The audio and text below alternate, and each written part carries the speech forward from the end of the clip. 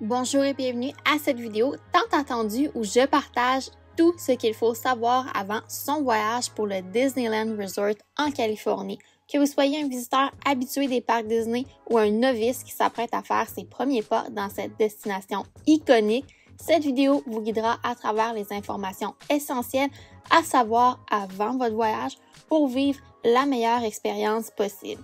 Prêt à embarquer dans l'aventure? Allons-y!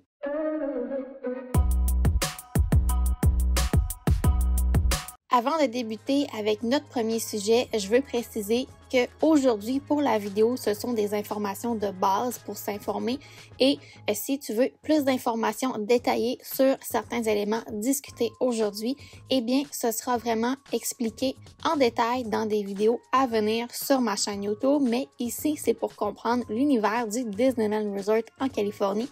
Comment ça fonctionne, puisque c'est un petit peu différent de ce qu'on a l'habitude avec nos parcs favoris Disney, spécialement du Walt Disney World Resort en Floride. Débutons par discuter des hôtels du Disneyland Resort.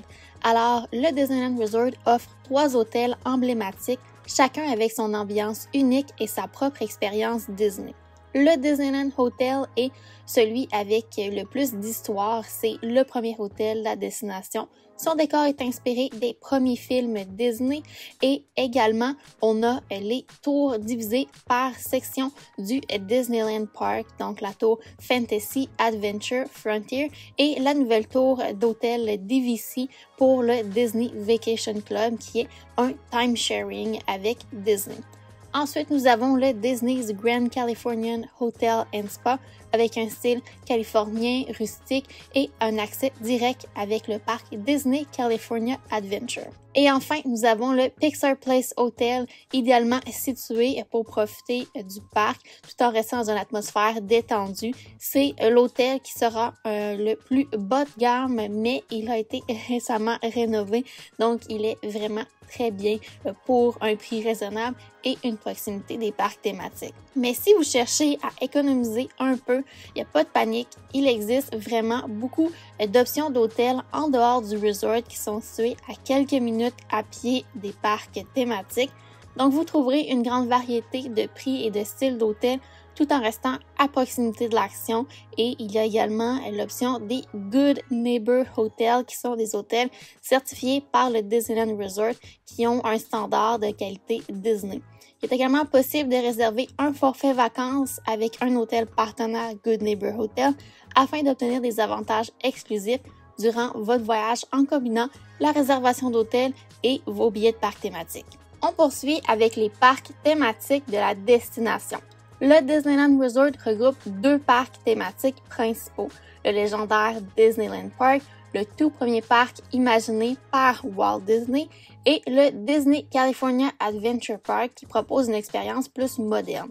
La bonne nouvelle, c'est qu'ils sont situés juste en face l'un de l'autre. Ça rend l'expérience vraiment unique et l'option parc hopper devient extrêmement avantageuse. Vous pouvez passer facilement d'un parc à l'autre en un clin d'œil, ce qui vous permet de maximiser votre expérience lors de vos journées de parc. N'oubliez pas le Downtown Disney District, le centre de divertissement gratuit à l'entrée des parcs où vous pouvez profiter de magasins, restaurants et même des spectacles de temps en temps.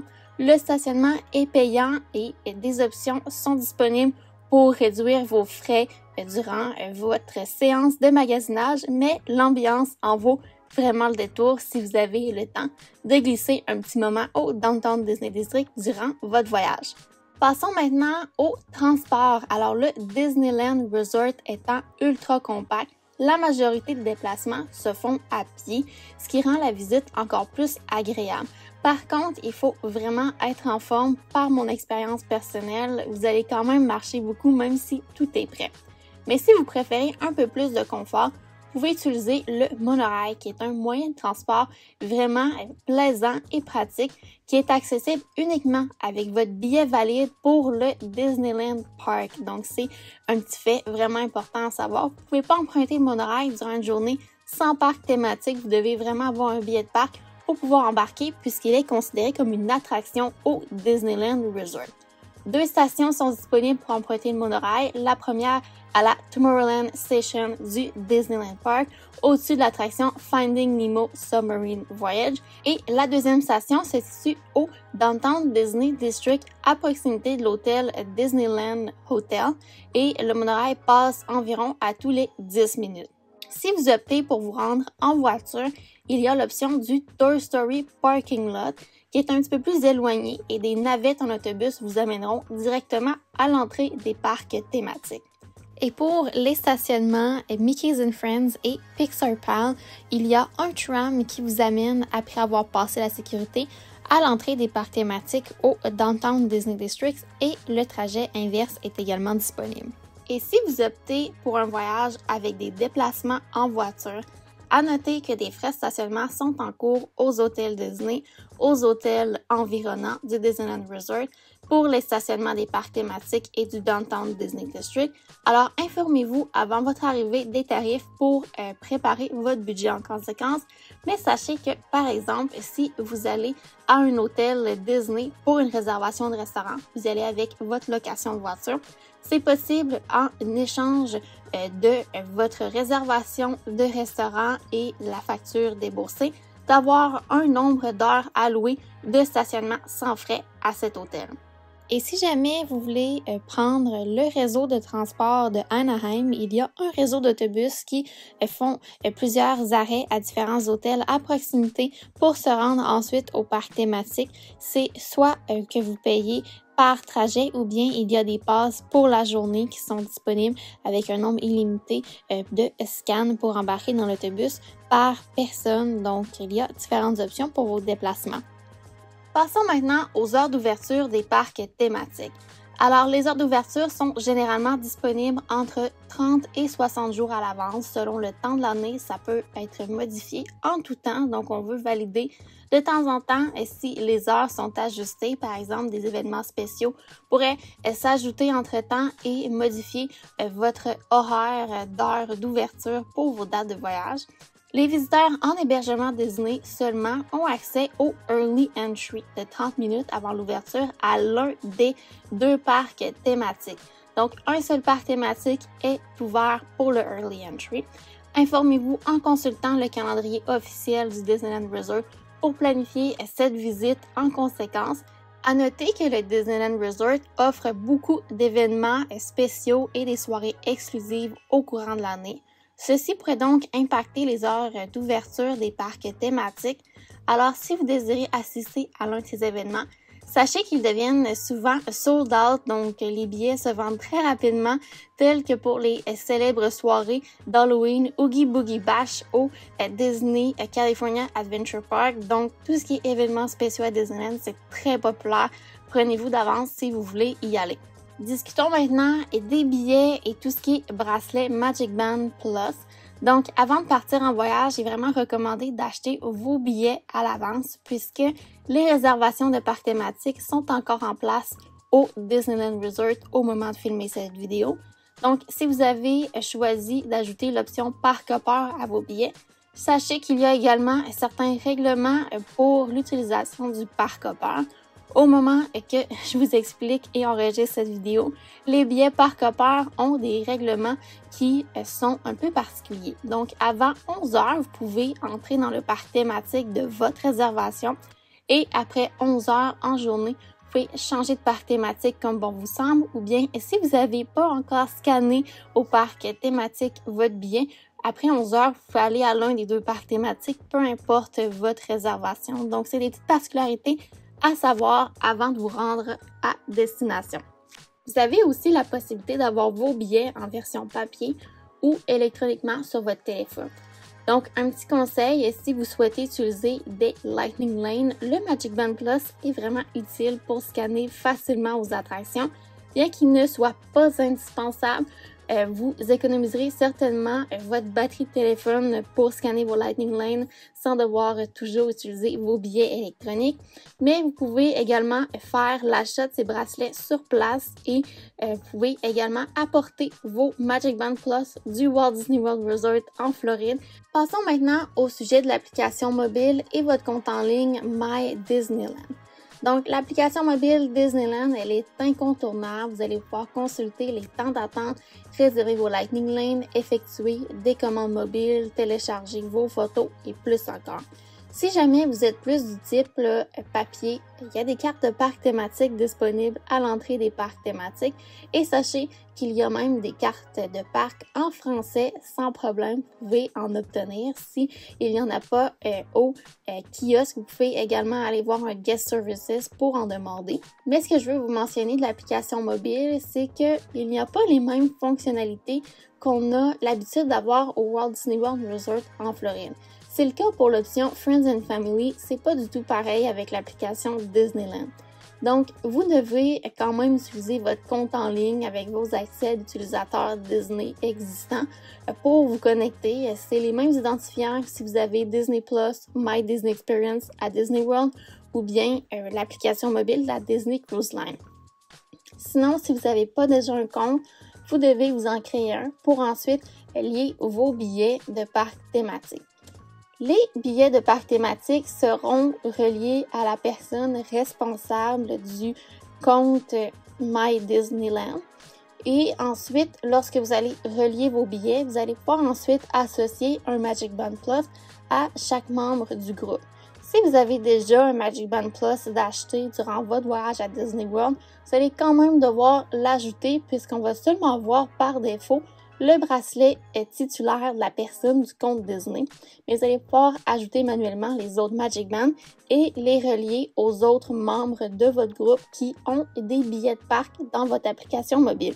Tout ça, ça peut sembler assez intense à première vue à vous expliquer, mais je vais, en temps et lieu, créer une vidéo tutoriel de l'application mobile pour vous expliquer comment elle fonctionne, puisqu'il y a quelques petites différences avec l'application dont on est quand même très familier du Walt Disney World Resort en Floride.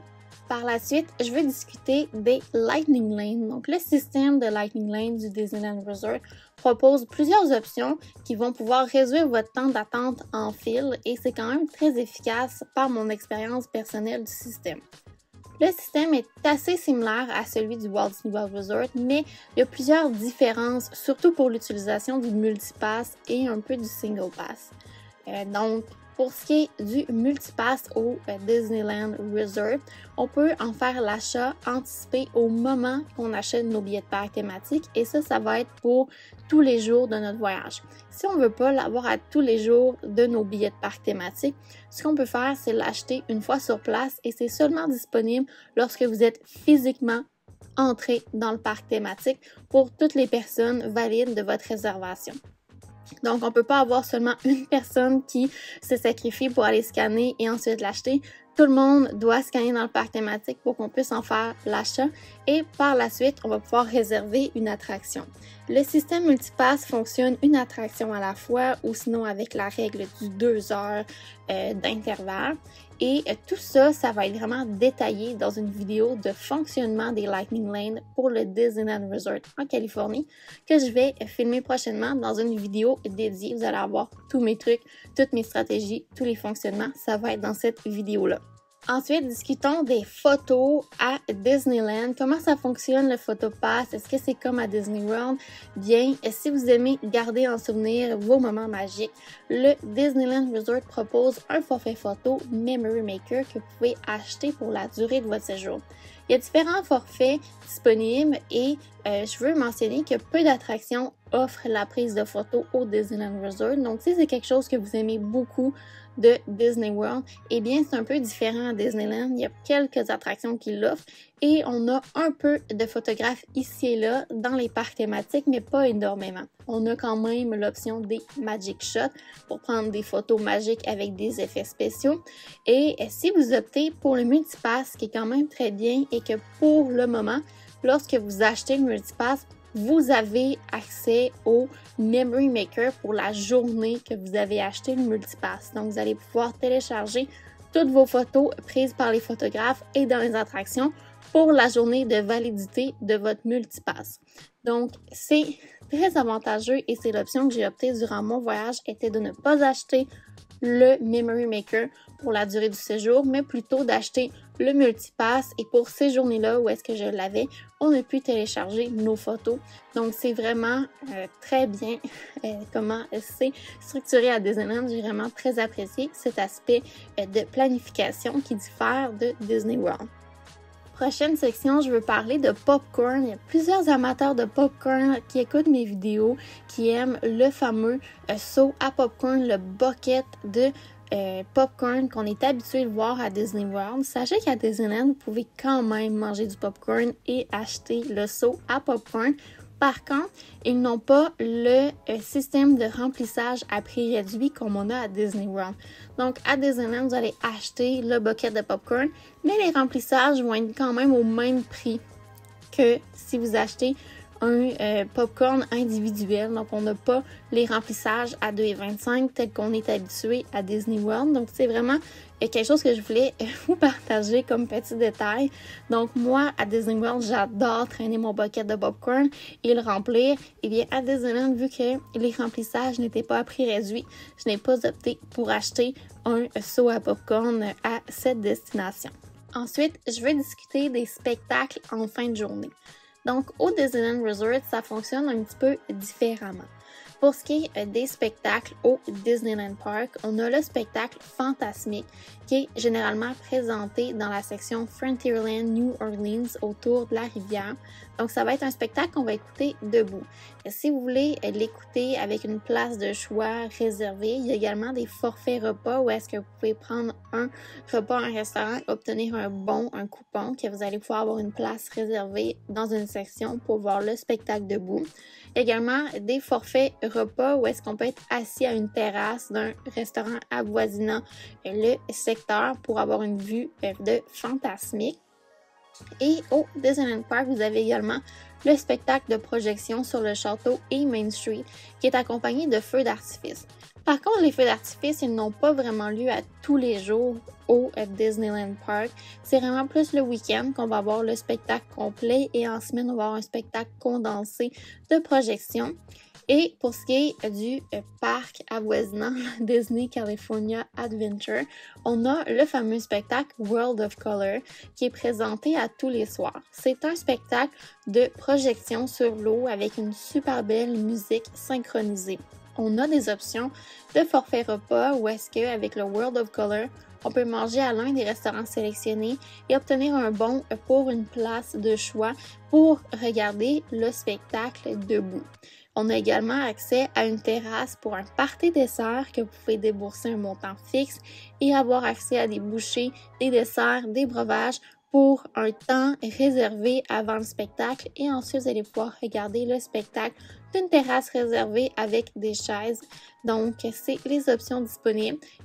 Et si vous aimeriez opter pour l'admission pour tous au World of Color, donc dans le fond, les places qui sont réservées pour tous les visiteurs, il y a une loterie qui est desservie avec le système de file d'attente virtuelle Boarding Group, où est-ce que vous allez pouvoir vous réserver une zone pour regarder le spectacle debout, qui va être une place de choix à prioriser si vous voulez absolument voir le spectacle. Vous allez être vraiment mieux placé dans une zone réservée pour accueillir les visiteurs.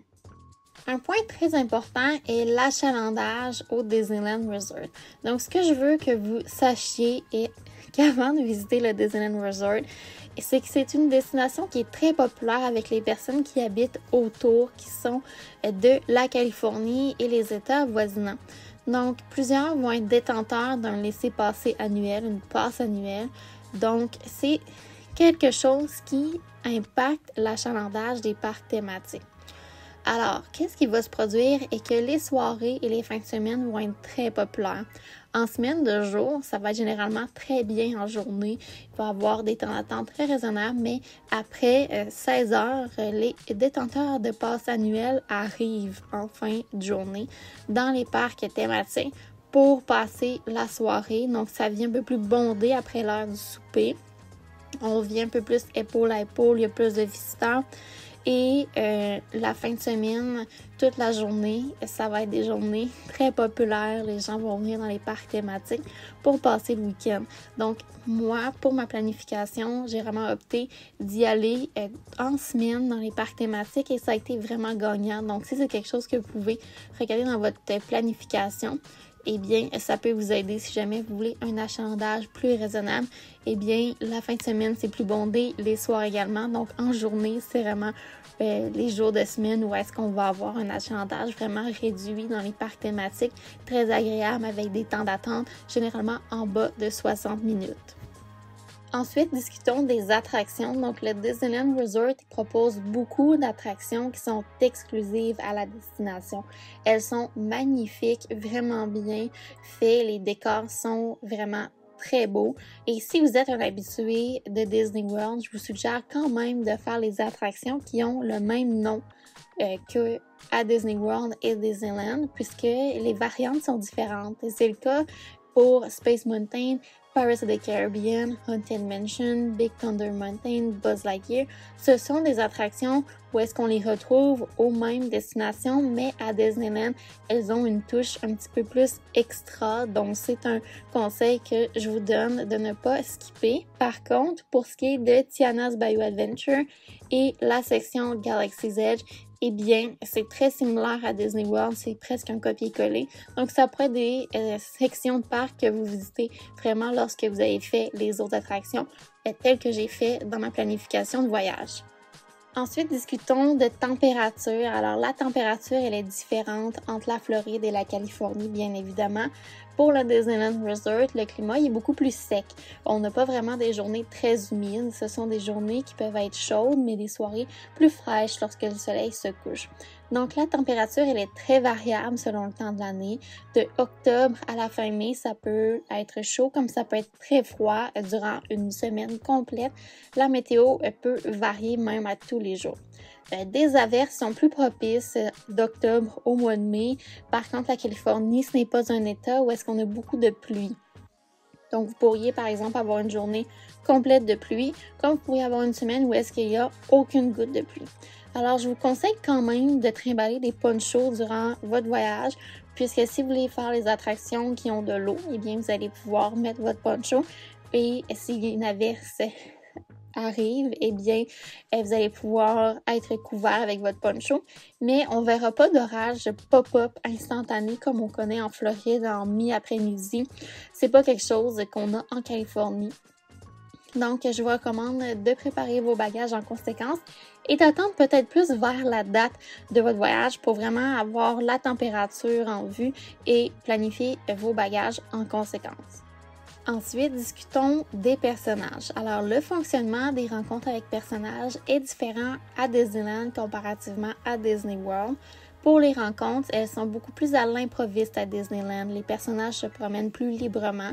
Ils n'ont pas toujours un employé cast member qui les suive, un character attendant. Donc souvent, c'est seulement le personnage et il doit marcher relativement rapidement pour s'assurer qu'il n'y a pas un troupeau de personnes qui se regroupent autour de lui. Il y a certains personnages où est-ce qu'ils ont des endroits dédiés ou bien des endroits à l'improviste. Pour ce qui est des endroits dédiés, vous allez pouvoir les voir dans l'application mobile. Et à l'improviste, c'est vraiment le personnage selon son horaire, où est-ce qu'il veut aller. Il peut se promener. Donc, on pourrait vivre des moments magiques vraiment à l'improviste, tels que croiser Mickey sur Main Street, parler avec Alice dans la section Fantasyland, croiser Gaston ou même Peter Pan. Il y a plusieurs personnages qui se promènent partout. Donc, soyez vraiment alerte et je vous demande de rester courtois, de ne pas vous précipiter vers les personnages, de garder une certaine distance et d'être vraiment respectueux avec leur espace personnel.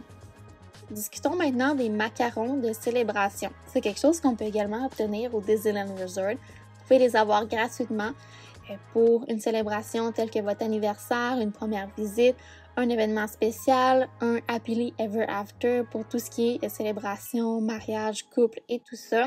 Et généralement, on peut avoir les macarons dans des boutiques sur Main Street ou bien au City Hall du Disneyland Park ou au Guest Services à quelques endroits du Disney California Adventure Park. Donc, les macarons sont un peu partout et les employés vont avoir avec eux un Sharpie, un crayon permanent pour écrire un petit mot sur le macaron.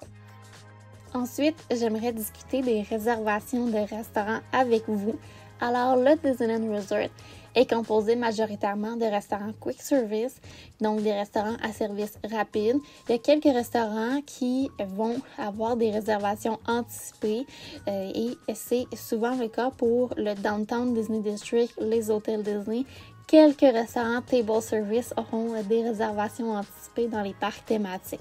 Vous allez pouvoir effectuer vos réservations de restaurants table service 60 jours à l'avance. Et même si vous êtes dans un hôtel de Disney, vous ne pourrez pas, comme à Disney World, réserver pour une dizaine de jours de séjour. C'est vraiment 60 jours à l'avance pour tous les jours. Donc, à chaque matin, 60 jours à l'avance, si on veut faire des réservations, eh bien, on peut les compléter et c'est à l'heure de la Californie. Donc, ce que je veux vous mentionner est que tous les visiteurs qui ont accès à faire les réservations, c'est à 6h AM, heure de la Californie. Donc, pour le Québec, c'est à 9h du matin pour réserver les réservations de restaurants. Et le principe est similaire. On laisse une carte de crédit au dossier et on a des modalités d'annulation si jamais c'est fait dans un délai trop court selon ce qui est mentionné dans votre réservation de restaurant. Il y a des restaurants qui sont très populaires comme les restaurants à personnages ou bien le restaurant Blue Bayou Restaurant au Disneyland Park et le Lamplight Lounge au Disney California Adventure Park. Donc, ça, c'est des restaurants, si vous voulez y aller, je vous conseille de les réserver d'avance. Donc, comme je vous ai mentionné précédemment, les parcs thématiques peuvent être plus bondés le week-end et les soirées au Disneyland Resort. Donc, ça pourrait être une très bonne stratégie de réserver vos restaurants à des moments où est-ce que vous anticipez plus de visiteurs. Pour ma part, j'ai réservé mes restaurants table service, surtout de soir, pour m'assurer que je savais que j'avais une table à tel restaurant, à tel soir. Si jamais le restaurant est très bondé, je connais pas la place, je connais pas les quick service à aller, si je veux une bouchée rapide. Donc, c'est une stratégie que j'ai optée. Le week-end, ça peut être également un bon moment d'avoir des réservations de restaurants table service si jamais vous voulez vous assurer d'avoir un moment calme de répit pour manger. Donc, petite précision intéressante, c'est possible d'effectuer une réservation de restaurant pour le Disneyland Resort, même si vous n'avez pas encore fait l'achat de vos billets de parc thématiques. Donc, c'est ce que j'ai fait pour ma part. J'ai acheté mes billets vraiment plus dernière minute, mais j'avais réservé d'avance mes restaurants au cas où. Eh bien, ce que je veux mentionner aussi, c'est que, par exemple, si vous voulez aller dans un restaurant, dans un parc thématique, c'est selon la validité de votre billet. Donc, si vous n'avez pas l'option parc hopper, vous ne pouvez pas réserver un restaurant dans un parc différent de votre réservation de parc thématique. Vous connaissez les modalités, mais informez-vous avant de partir, juste au cas où. Donc, c'est vraiment ce que je voulais vous partager, des choses à savoir avant d'aller à Disneyland. C'est certain que je vais vous partager des vidéos vraiment plus informatives dans les semaines à venir pour vraiment détailler des points très importants, spécifiques en détail.